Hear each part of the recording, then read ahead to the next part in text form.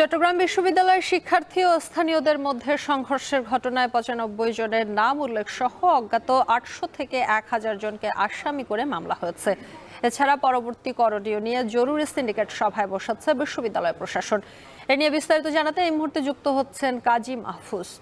মাহফুজ, বিশ্ববিদ্যালয়ের পরিস্থিতি জানাবেন, সেই সঙ্গে জানাবেন সিন্ডিকেট সভায় কি ধরনের সিদ্ধান্ত আসতে পারে, কোনো বিষয়ে জানতে পেরেছেন কিনা?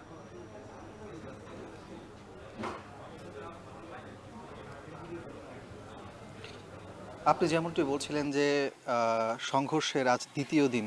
এই দ্বিতীয় দিনে এসে বিশ্ববিদ্যালয়ের পক্ষ থেকে ৯৫ জনের নাম উল্লেখ করে একই সাথে ৮০০ থেকে ১,০০০ জনকে অজ্ঞাতনামা আসামি করে হাটহাজারী থানায় একটি মামলা দায়ের করা হয়েছে, যেখানে বাদী হয়েছেন বিশ্ববিদ্যালয়ের ডেপুটি রেজিস্ট্রার প্রশাসন নিরাপত্তা, যিনি দায়িত্বে আছেন আব্দুর রহিম। এবং এর মধ্য দিয়ে খানিকটা স্বস্তি আমরা দেখতে পাচ্ছি বিশ্ববিদ্যালয় ক্যাম্পাসে, কেননা আমরা দেখেছি গতকাল থেকে কিন্তু বিভিন্ন ছাত্র সংগঠন এই ঘটনার পর থেকে বিশ্ববিদ্যালয় কর্তৃপক্ষকে দুষছেন, কারণ তারা যথাসময়ে ব্যবস্থা না নেওয়ার কারণে ছোট্ট একটি ঘটনা বড় ঘটনায় রূপ নিয়েছে, শত শত শিক্ষার্থী আহত হয়েছে।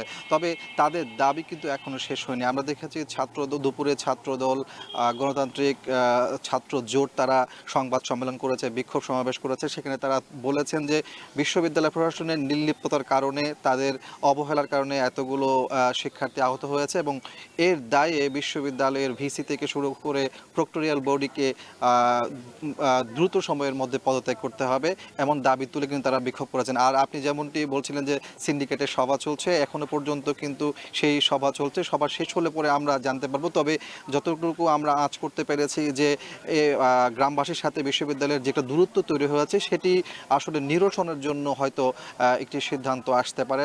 কিভাবে নিরসন করা যায় সেই বিষয়গুলো নিয়ে তারা আলোচনা করছেন। তো এ ছিল আমার কাছে বিশ্ববিদ্যালয় থেকে ঘটনার পরবর্তীতে সর্বশেষ অবস্থা।